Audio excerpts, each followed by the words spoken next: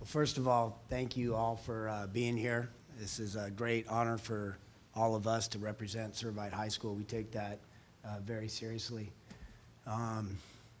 Moving into this season, we are very excited about our young men and the promise that they've shown over this last year, building a culture of love and family.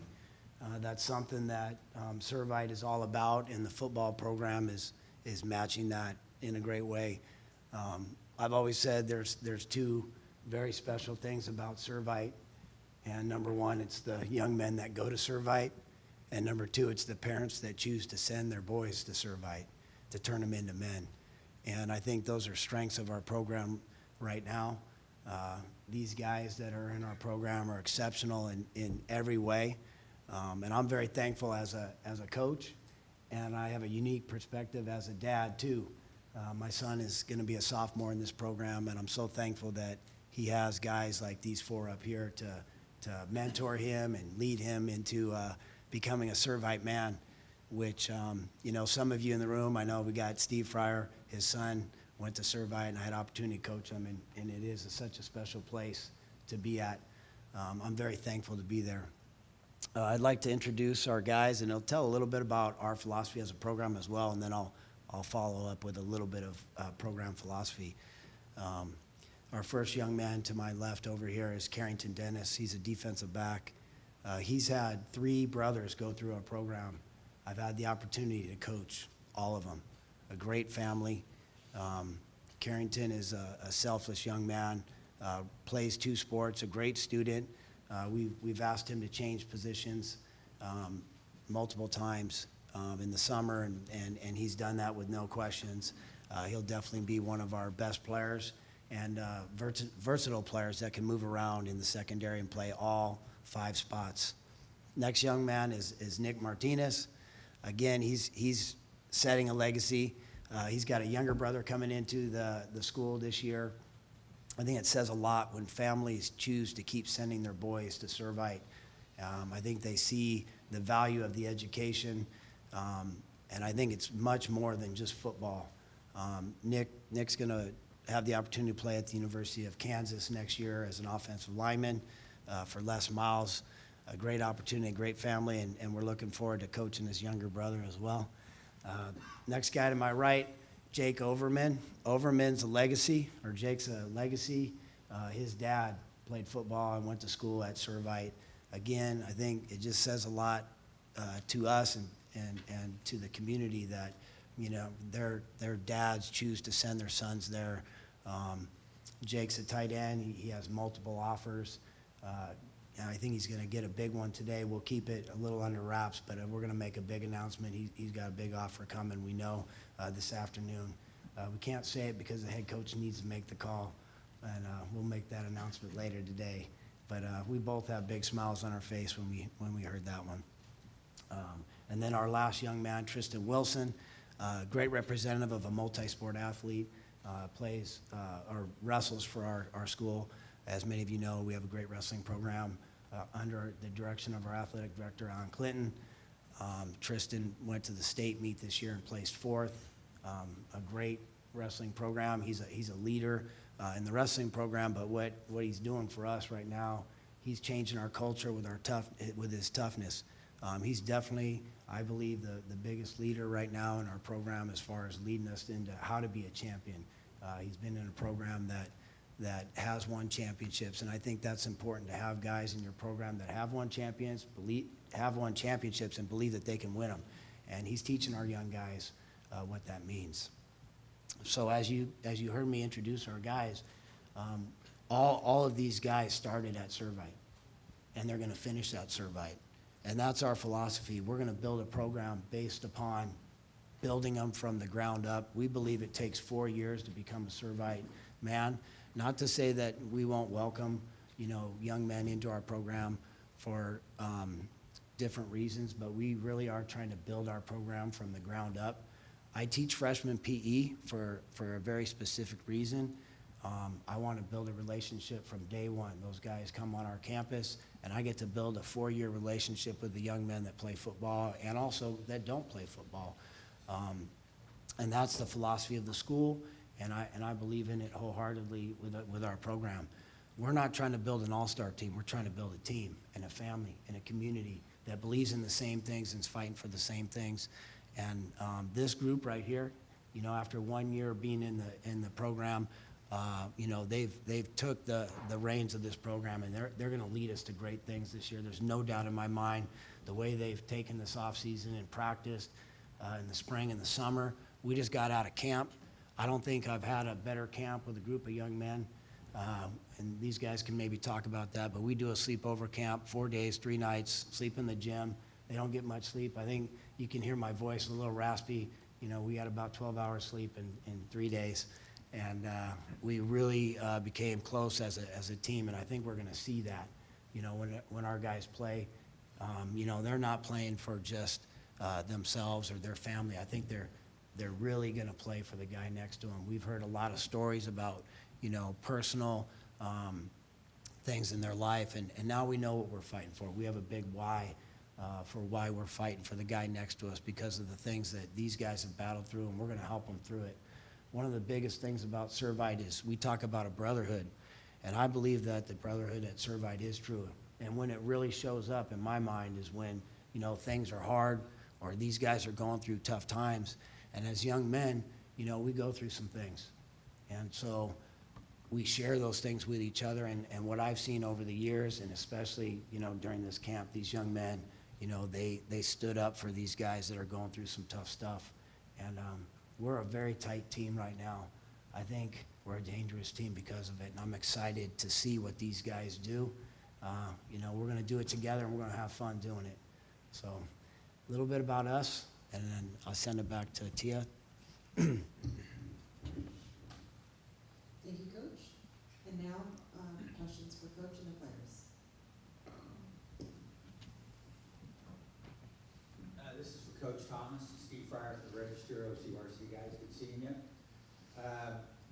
When you became Servite coach in '05, fall of '05, and then before last year, how much different was the league? Was it like the league was a lot better, a lot harder, you know, better football across the board?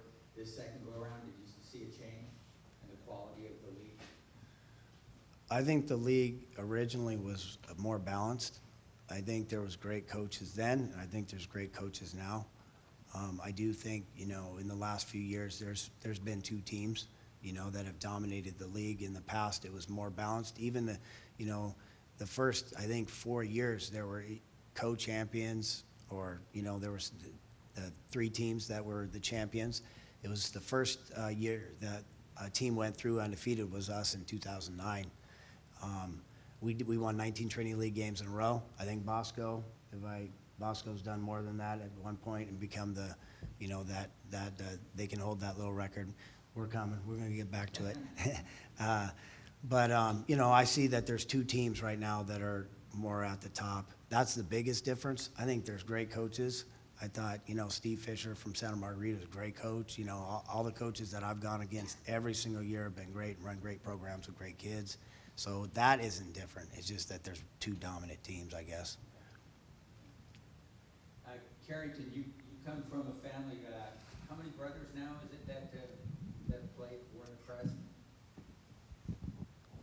3. You're the last of 3, or? Yeah, I'm the last of 3. All right. So what did you learn from those guys? What did they tell you about it? And Pretty much everything, really. My brothers, they have a big effect on my life. You know, they really show me what it is to be a man, what it is to be a friar, what it is to go through school, have good grades, you know, play football and all that. So they really lay down a path that I can follow as a Servite friar. Are you the best player of the 3 of you? Of course. I thought so. Thanks.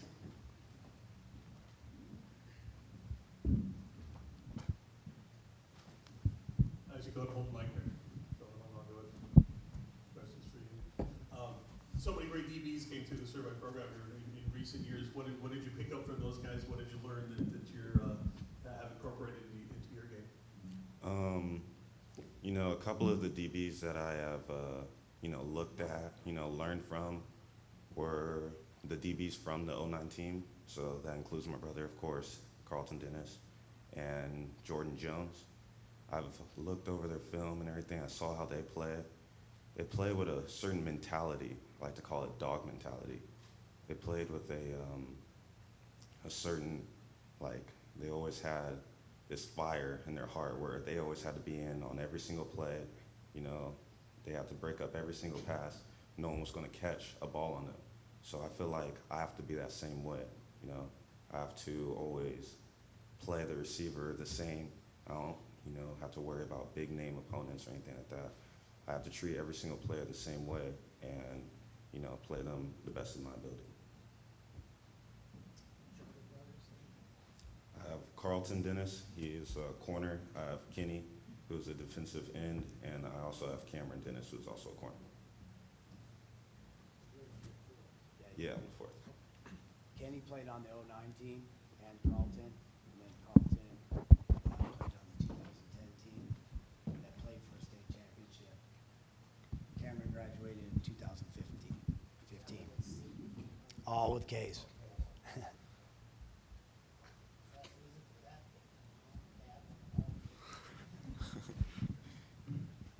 Yeah, my mom just loved the all Ks in the name. Actually, all of our middle names start with R's too, so yeah, it's just how she is.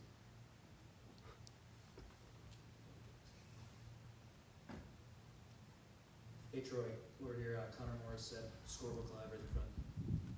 I know you guys have a very good group of sophomores. Could you describe some of the top sophomores on the team and what they're gonna bring this year? I think they are a great group of young men. The one that comes to mind right away is Noah Fafita. He'll be the leader of our offense. Sophomore quarterback in the Trinity League. I think that's a tough thing to do, but he's built for it. He's got strong character, strong faith. He's an exceptional athlete. He can throw the ball. He's got great decision making. He's got everything that you want in a quarterback. Also a very good student, honors classes. He's over a 4.0, young man in the classroom too. So he's not just football smart, he's academically smart as well. And just has a great rapport with his team. You can already see that they love him. And, you know, he's got all the intangibles that sometimes you can't see on the outside of a quarterback, but he's got them in there. You know, the other one that has offers as a freshman is Tetaroa McMillan. He's a wide receiver, defensive back. I think it's tough, again, to be a sophomore and have high expectations. He's growing in that regard. Physically, there's no doubt that he can play in this league. I think it's more than just physical tools that allow you to play at this level. And so he's working through some of that. I think we're going to see a little bit up and down sophomore stuff, from him. But in the end, this kid is as he goes through formation at Servite and learns how to maximize what God has given him, I think the sky's the limit for him. Those would be the two young men that probably stand out the most in the sophomore class. And really quick, switching gears, we'll start with you and anyone else who wants to answer this question. It's so difficult to compete with St. John Bosco and Mater Dei in this league, and you guys seem to be an upcoming rising team who maybe in the future could do that. What's the plan? It's so difficult. How will you prepare this group and eventually compete with those two teams? How do you get to the top? Well, we believe we start with our culture and our family. And the thing that's happened, which I've never had happen, I started, at Crespi, my career, and then I came to Servite, back to Crespi, back to Servite. And this is the first time where I've walked in and immediately the players bought in. I didn't have to prove myself. I didn't have to earn their trust. The other times it took time, and so I feel like we're so far ahead. I feel like this is a new thing. So I think we're going to go compete this year. I think we can compete. I think these guys have put in the work. I'm excited to see what they're going to do. These guys are not afraid to go compete against these guys. And it doesn't matter. I think all the teams in the Trinity League are very good and can beat anybody. on any given night. That's been proven in this league before, and I believe that, you know, we're gonna go out and play our best and honor the teams that we play, whether it's, you know, the teams that are so-called at the top or the bottom. We're gonna honor them by giving them our best game every week, and we'll see what the scoreboard says at the end. Why did this group buy in, do you think, so quickly? What's different about them? Well, I don't know why they bought in so quickly, but I think it's because of guys like these guys right here. You know, you heard some of them, I've coached their brothers, their dads went to Servite. I believe that I'm a good fit at Servite. I believe in academics, I believe in character development, I believe in spiritual development. I think athletics is a part, and it's an important part, but it's not the most important part. We spend as much time on developing these guys as young men as we do football players, and I think in the end, if they're gonna be a great football player, they need to have that other stuff to make it. You know, we've heard of so many guys over the years that had the physical part, but they just didn't have the character or the spiritual or the emotional part. They couldn't handle that part and they didn't make it. I think that's why you see a guy like Ryan Khalil, you know, 13 years, the Jets are going after him, getting him out of retirement. I mean, I believe that the Servite guys, you know, Steve Berline played like 17 years in the NFL. I mean, I think it's because of the formation that happens at Servite that these guys play that long. I believe in that. I know that these guys believe in that same thing, and that's why I said at the beginning, the best two things about Servite are the young men that go and the parents that choose to send them there. And I'm in line with them. You know, we're tag teaming their sons to help them grow up and become young men. And I'm on both ends now as a parent and as the coach, so it's pretty cool. Thank you. Question for Tristan. I'm Lance Smith from Sportbook Live. So immediately when Coach was introducing you, he talked about how you're one of the most important leaders in the program. He's also talked about how unity and brotherhood is a huge part of what makes Servite Servite. So as a leader, what does that mean to you, and how do you walk the line between leading in terms of unity and brotherhood, but also getting on guys and making sure everyone pushes each other as much as they need to be pushed to succeed in football in the Trinity? Right.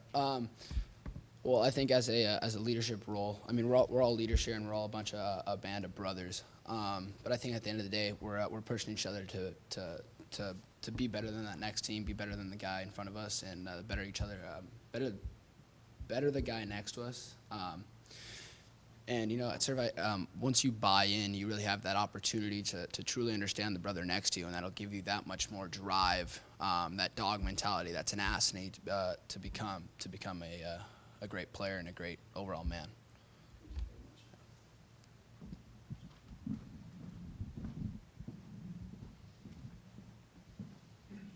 Coach Thomas, Eric Sondheimer from LA Times.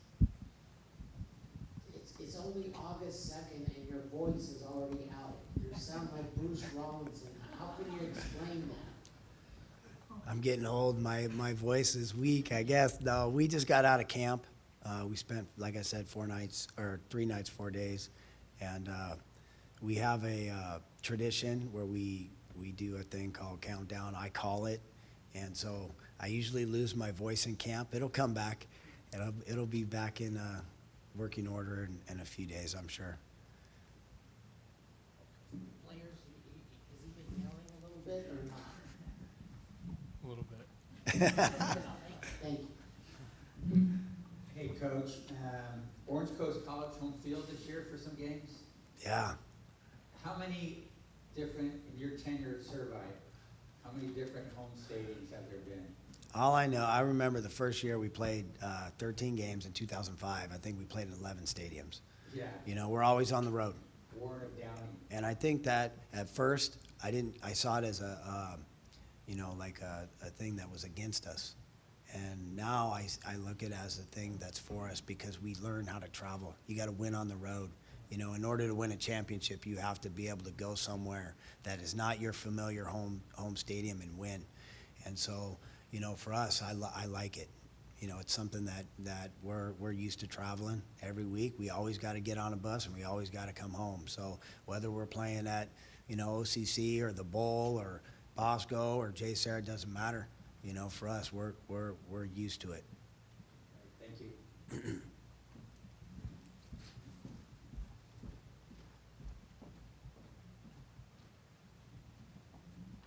Tristan, what's it like to be a two-sport athlete? And I don't think I've ever met a football coach that didn't love to have wrestlers on his team because of the leverage and the competitiveness.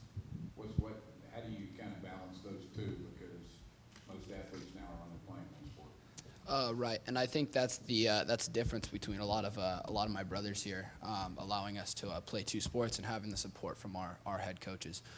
Playing two sports at Servite's a really hard thing. I mean, one sport's enough with our academics, but it really brings in another aspect to our lives, and it allows us to build and become stronger men and stronger leaders. But you know, at the end of the day, they're completely opposite sports in a lot of ways. But yeah, it does help with leverage. It does help with things like that.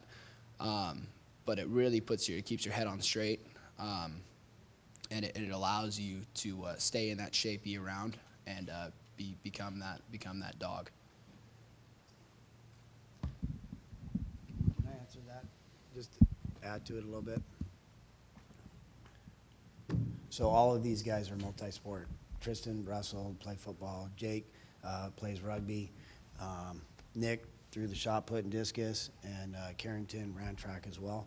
So one of the things that really helps us is our coaches are all on board with that, you know, and we work together. I've actually had a wrestler, you guys may or may not remember him, Wyatt Baker.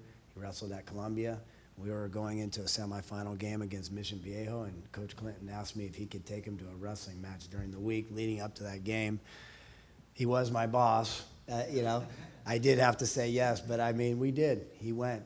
Thankfully, he didn't have to wrestle that night. He just had to weigh in and get his hand raised. We didn't know that at the time, but, you know, we have a great relationship with all the head coaches and share. You know, one of the biggest things that I think helps us is they go to their sport from football in great shape. You know, I'm a big believer in strength and conditioning, and so these guys come back to them better than what they got at the end of their season. So that helps for these coaches to buy in, you know, for sharing athletes.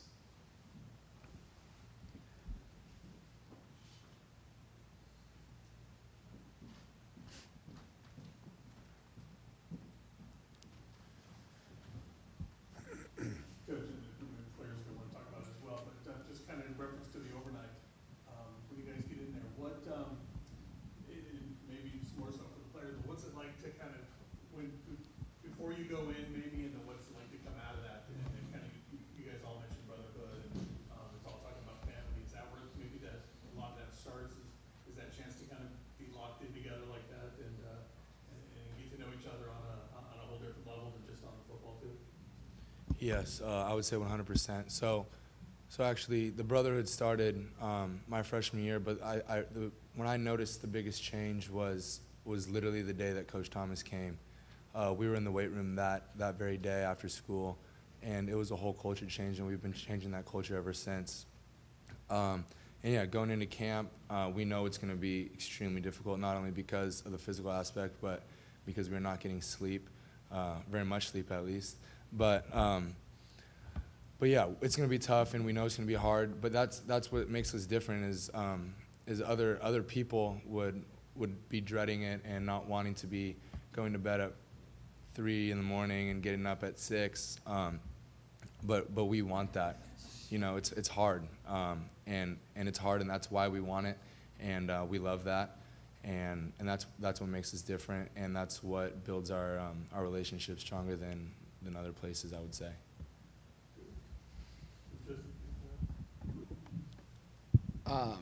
One of the things going into camp, you have to allow yourself to be vulnerable to your brothers.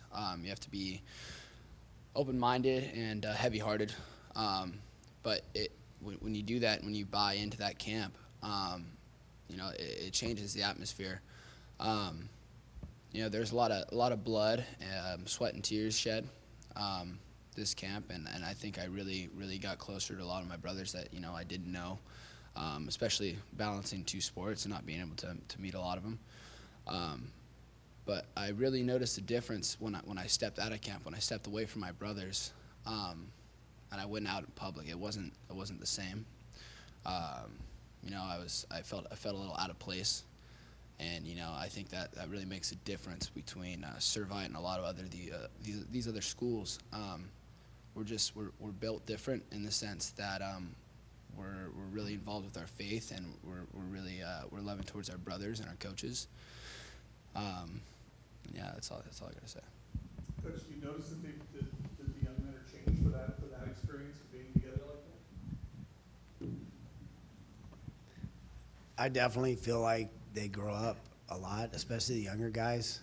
I've actually had some parents say, I don't know what you did, but my son came home different. And that's what we're trying to do. We're trying to change the trajectory of their lives as men. And, Tristan mentioned being vulnerable, being willing to open up your heart. And that's a hard thing for young men to do. I think when a guy like Tristan Wilson does that, as tough as that guy is, it gives the younger guys an example that they can do it too, and that they're not alone through the struggles that they're going through as a young man. A lot of times, us growing up are taught as men to keep it in and to not share it and don't show weakness. And we don't see it as a sign of weakness. We see it as a sign of strength. We believe that emotional strength is much more important than physical strength. Obviously, we believe in lifting weights and running and hitting and the things you got to do for football. But I think at the end of the day, to be a man, you have to be able to be vulnerable, and you have to care about the people next to you. And it's not about you, and we're in this thing together. And those are the things that come out of camp. And I believe that, I've seen differences in all of our guys coming out of camp. This year was a great camp because of the seniors. It's a player-run camp. We try to stay out of the way as much as we can. My best teams have been player-run, and that's what I tell them. I go, the less I say, the better. You guys run this team, and we're going to be fine. If I just coach football, we know that we're doing some good things. So, big difference coming out of camp. Hey guys, I've heard about camp, and I've heard that everybody's bumped down in the gym, and as soon as the lights go out, the air is filled with water balloons. Any of that happen at all this year? None of that's going on? No, sir. You know these stories? I prepped them to say no. No, we what the thing is, I think these guys showed a great maturity, and that's why I'm excited, because I think to be a champion, you need to know when to have fun and when not to, and I think these guys get it. I think this is a fun group of guys. It's fun to be around them. It's fun to be around their parents, but they understand when that time is, and I think they showed great maturity throughout the whole time I've been here, and I think that's a tribute to Servite. That's a tribute to the parents, and I'm just capitalizing on that, I believe, and that's why I think I'm a good fit, because I believe in that stuff too. I believe in it for my own son, and I want him around those type of young men. Okay, we all know that Coach Thomas likes to lift weights with the players, so can I have a show of hands? How many people can outlift Coach Thomas? Come on, man. Come on, get that hand up there. He can do it for sure, right? This big guy. So none? No, he can. Yeah, Nick can. Thank you very much.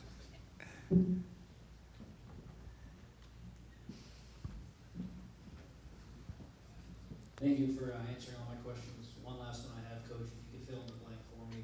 A successful season for Servite football looks like blank.